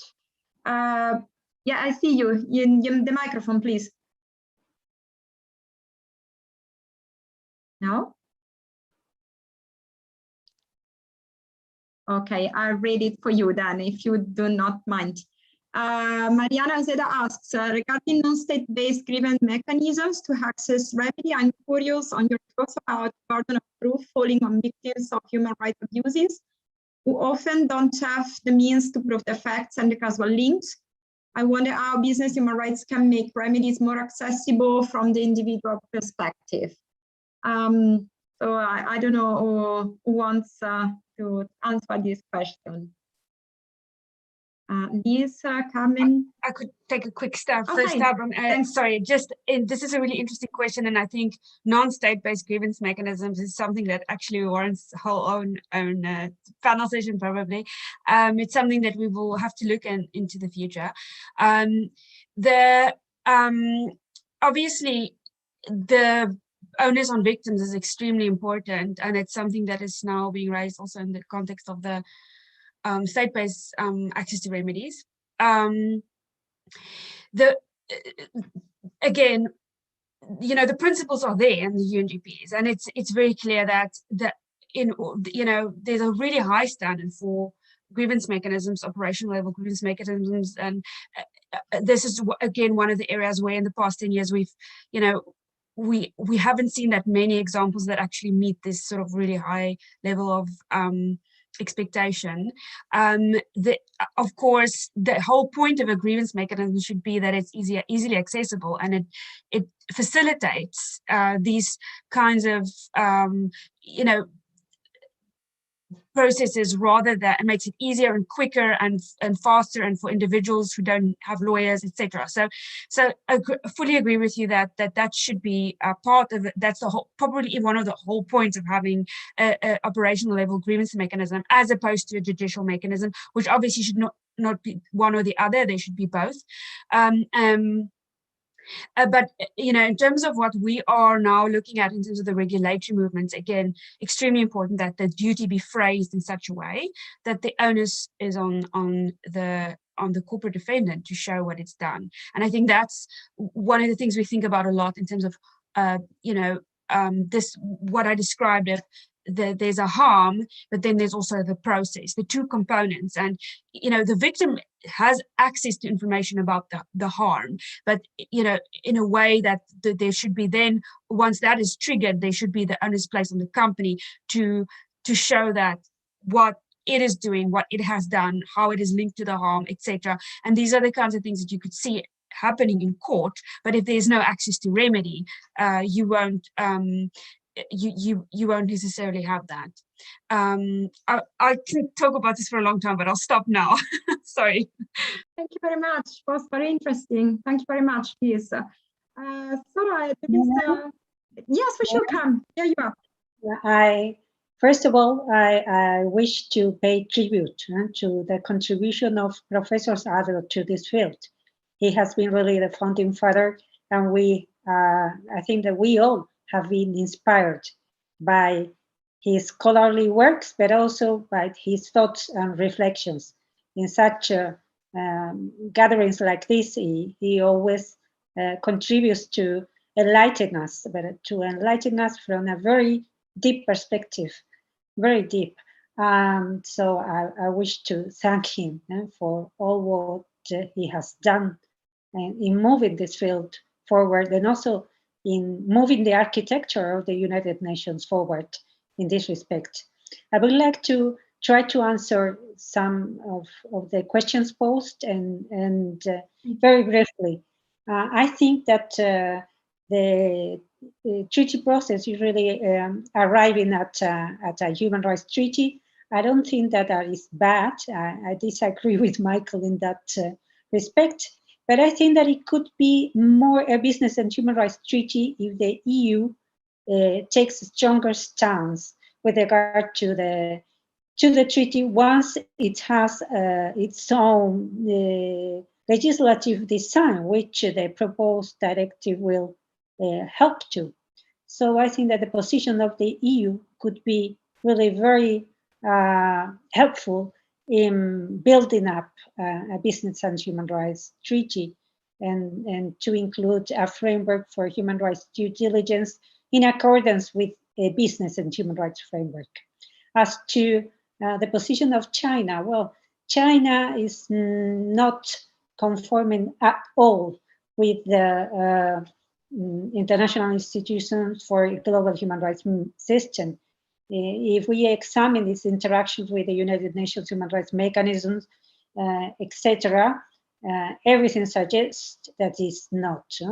Chinese authorities are trying to rewrite norms and to manipulate existing procedures in order to avoid to scrutinize the Chinese government's conduct.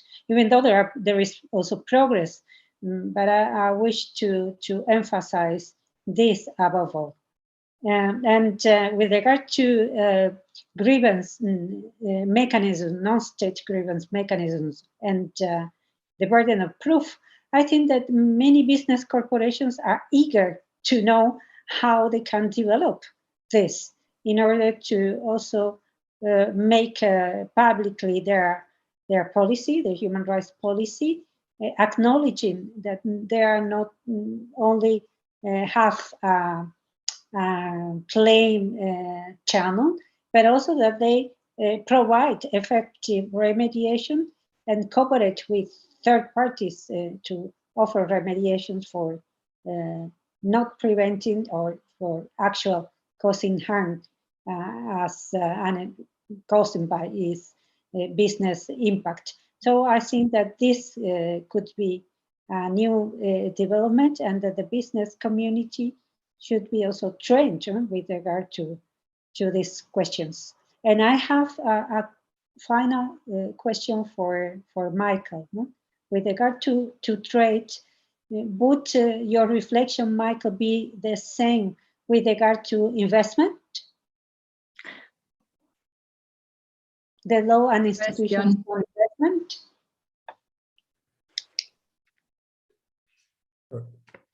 Please, Michael. Okay, well, first of all, I really want to thank Carmen and Anita and Liz for allowing me to share this panel with them. I mean, Carmen, the work you've done on national action plans, at the time we were writing the guidance, we couldn't have thought of some of the things that you have unraveled. So really, thank you very much. And for the British Institute, you've taken the subject into that kind of sphere where you've kind of taken it so forth. So I really have learned, and I continue to learn quite a lot from both of you.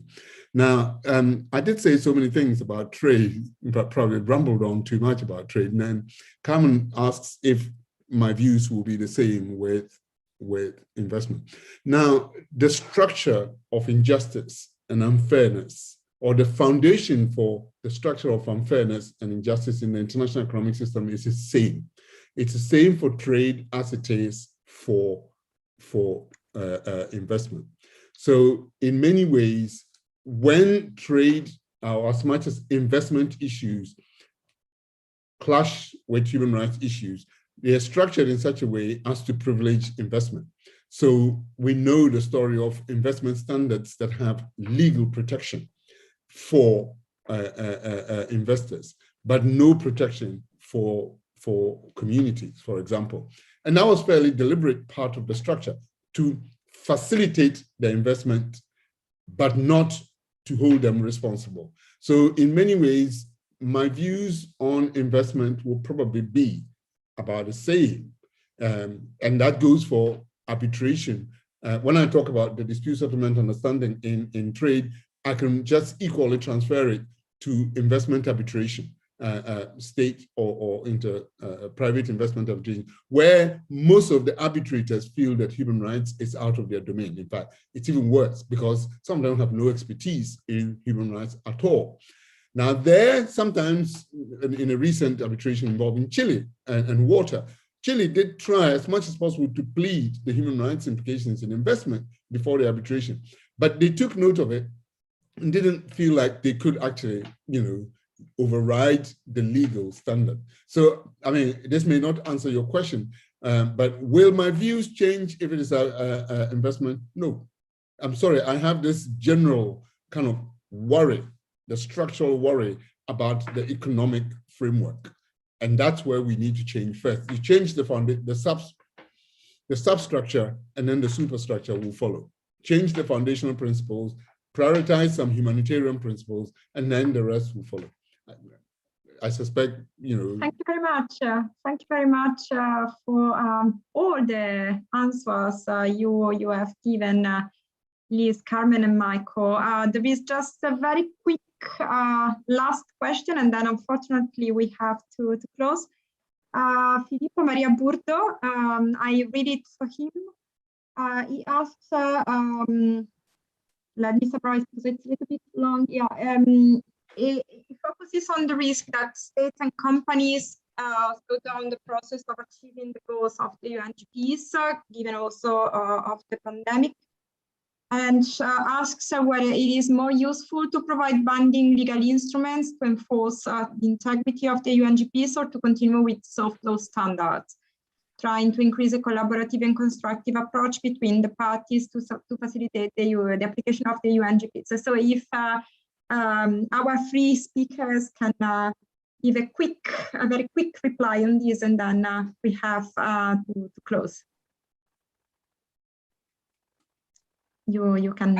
I could just briefly say, I mean, this is one of the questions we looked at in the study for the European Commission as one of the regulatory options, is looking at voluntary option, additional voluntary guidance, and continuing in there. And it was really interesting that the majority of stakeholders across all stakeholder groups agreed that voluntary guidance, we have enough, and it hasn't achieved it doesn't achieve the same goals as the binding laws. And so I think this is exactly tying in with Michael's point, is that they have value, and they have also influential value when you start combining them with the laws and the legal standard of care, because the legal standard of care is influenced by what is being done in the sector, what is being expected in the soft law standards, etc. So just because they're soft law doesn't mean they have completely no influence, but that is sort of the interaction that we have at the smart mix, if you will.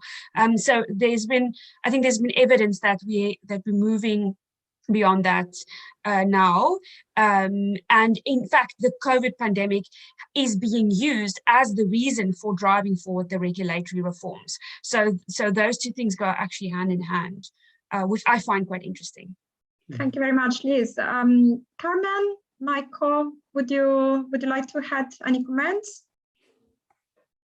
Well, I'll say something very quickly. First of all, to say I agree entirely with what Liz just said. In fact, she literally took all the words that I could have thought of out of my mouth. But back to Mariana. The point is, why either or? Why not have both? Because one of the very good lessons that business and human rights taught us is what Liz refers to as a smart mix. And so consider soft law as well as the binding instrument. But more importantly, I'm not entirely sure that soft law is as insignificant as people make them seem. Because they make it sound like if you have a treaty, then automatically it's going to be effective. No, because there are some soft law instruments that are the most transformative as they are. So I want us to sort of change our minds a little bit about soft law and look more to the content of the law rather than what we see them as having. And so, yes, there is some space for soft law. But when you come to the binding legislation, we must also not think, like most people do, of a kind of a sudden, comprehensive, complete transformation.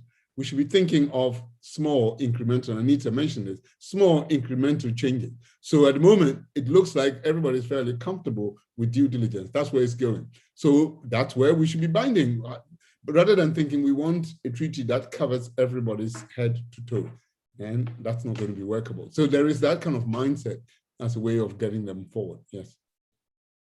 Thank you. Carmen?